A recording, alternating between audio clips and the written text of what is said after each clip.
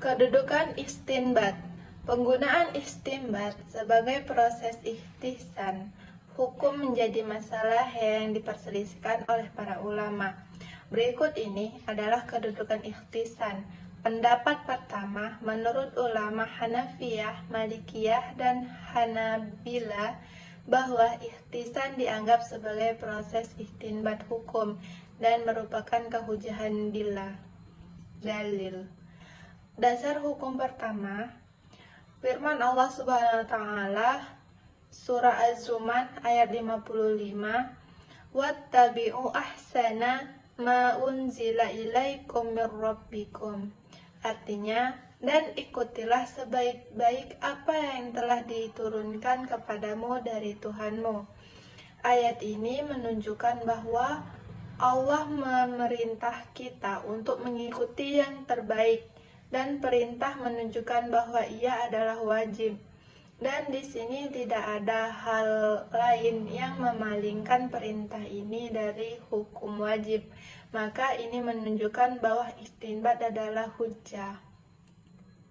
Dalam firman Allah Subhanahu wa taala, Quran surah Az-Zumar ayat 17 yang berbunyi, "Allazina jtanabut taghuta an ya'buduha wa anabu ilallahi lahumul busra fabashshir ibadi," yang artinya, dan orang-orang yang menjauhi Awud, yaitu tidak menyembahnya dan kembali kepada Allah, maka pantas mendapat berita gembira.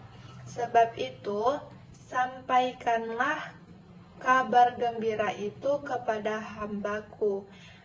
Nah, jadi ayat ini menjelaskan, menegaskan puji Allah bagi hambanya yang memilih dan mengikuti yang terbaik. Dan pujian tertentu tidak ditunjukkan kecuali untuk sesuatu yang disyariatkan oleh Allah. Yang kedua yaitu hadis Nabi SAW yang berbunyi, apa yang dipandang kaum muslim sebagai sesuatu yang baik, maka ia di sisi Allah adalah baik. Hadis ini menunjukkan bahwa apa yang dipandang baik oleh kaum muslim dengan mereka, maka ia pun memikirkan di sisi Allah. Ia menunjukkan kehujahan ihtisan. Yang ketiga yaitu ijma'. Mereka mengatakan bahwa para ulama telah berijma' dalam beberapa masalah yang dilandasi oleh ihtisan, seperti diperbolehkannya masuk ke dalam kolam renang tanpa ada penetapan harga tertentu, pengertian air yang digunakan, dan jangka waktu pemakaiannya. Pada pendapat kedua, menurut ulama Syafi'iyah dan Zahiriyah, bahwa ihtisan tidak dapat dijadikan proses ihtisan hukum dan bukan merupakan hujjah atau dalil. Dua dasar hukumnya adalah yaitu firman Allah surah An-Nisa ayat 59 yang berbunyi, "Ya ayyuhallazina amanu ati'ullah wa ati'ur rasul wa ulil amri minkum famin atazatum fi syai'in farudduhu ilallahi war rasul," yang artinya yaitu, hai orang-orang yang beriman, taatilah Allah dan taatilah Rasul dan ulil amri di antara kamu.